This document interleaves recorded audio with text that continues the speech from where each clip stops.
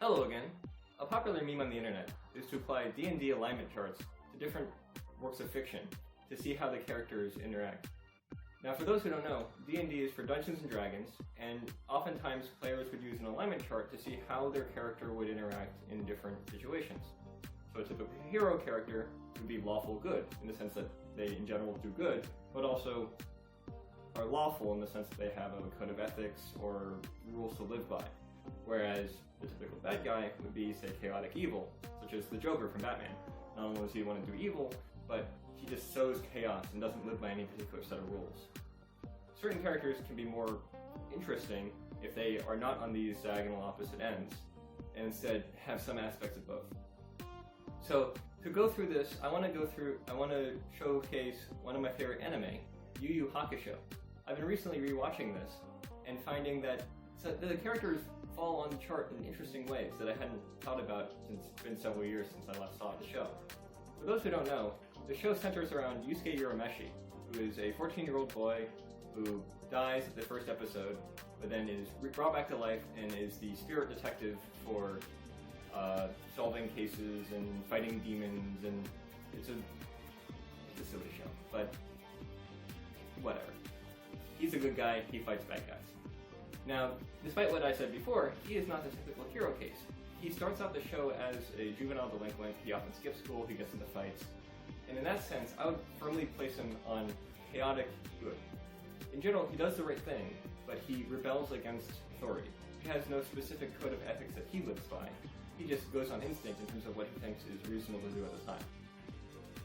Now, you learn early in the show that one of his good friends, or rivals, is Kuwabara.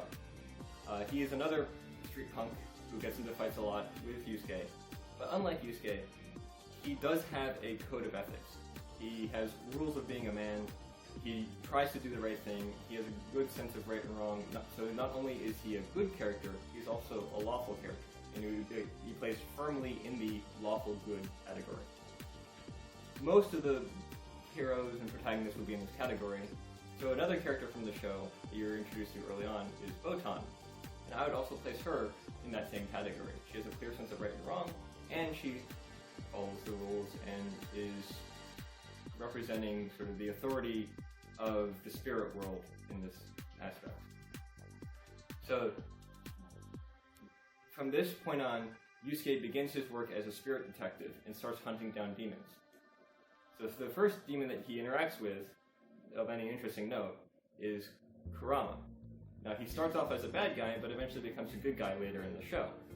You find out that he used to be a thief, that he's been running from the law and whatnot, but he's a powerful demon and has taken a human form and generally tries to do the right thing. However, he doesn't have any particular lawful characteristic, so I would call him neutral good. He follows the rules when it's convenient to him, he doesn't follow the rules when it's convenient to him, but in general tries to do the right thing. When you're introduced to this character, you're also introduced to a partner of his, Hiei. Now, unlike Kurama, Hiei is very much labeled as an evil character, even though he becomes part of the good guy gang later. However, even though he's evil, the reason he's part of the protagonist group is because he has a particular set of rules. They reference this a lot, but they don't specify exactly what they are. But he does have an internal code. Now, he is a criminal, but he has his own internal code. And what that means is that I would label him as lawful evil. It doesn't necessarily mean that he's obeying the greater law, but he has a specific code of any sort that he lives by. So this rounds out the main fighters of the group. And after Yusuke and Kuwabara get together, and after Yusuke defeats Kurama and Hiei, he then goes off to seek training. And he seeks training from Genkai, who is an old psychic who lives in the woods and later, follows them on interesting adventures. Now, as you learn more about her backstory, you learn that she's generally thought of as a good character, but the reason why she explicitly says the reason why she's a considered good is just because people get in her way, and more bad people got in her way than good people, so she tends to fight bad people. But really, she's not particularly good, and a lot of her actions happen to be aligned with the right cause, but are really done for selfish reasons. So, in that sense, I would say that she is true neutral. So far, we've only talked about what end up being good guys in the long run, but we're spreading across a wide part of this chart. So that's something that I found very interesting. Anyway, for the next case in the show, you have Yusuke, Kurama, Kuwabara, Hiei, and they all go to Spirit World to fight some demons, and they're called the Four Saint Beasts. This is a good example of, here's a typical bad guy, they're unredeemable, let's go fight them and beat them up and, win the day. But what's interesting is these guys live in a castle in a different world, and they're sending parasites into the human world to try to basically threaten Spirit World. They want to expand their territory, but they're not doing it out of chaos. They are causing chaos, but their motivation is very specific. They want to be recognized. So in that sense, even though consequence is chaos, they are not chaotic. So I'd place them as neutral evil. They're just doing what they want. They're clearly evil. They're not obeying the law, but they're not strictly sowing chaos. So that's arc of the show, where these four main characters fight these bad guys and eventually defeat them. And then the next case comes when they fight Guro. And he is a very large arc of the show. The big bad, and very muscly. And initially he's shown clearly as an evil character, but later you learn that he's doing things for his own selfish reasons, but he's not necessarily wanting to cause evil. It happens to be that he's aligned himself with other people who want to cause evil, but he's doing it for a very personal purpose and not thinking about the consequences. And in that sense, even though he's on the bad guy team, I would place him firmly in the chaotic neutral.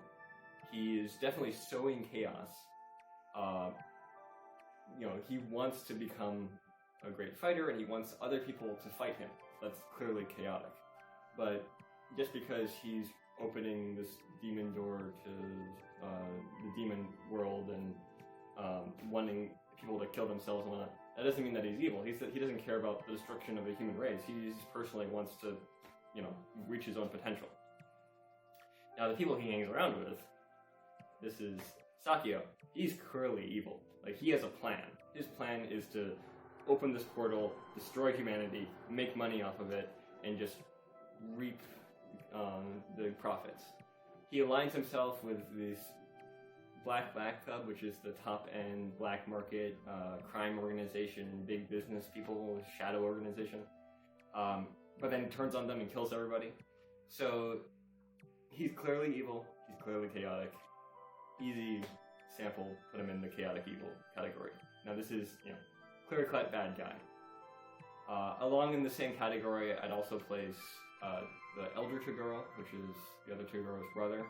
That guy is just slimy. So again, he's a one-dimensional evil character, whereas some of the other characters are more interesting. So I rounded out this whole set, and I was trying to think, how do I put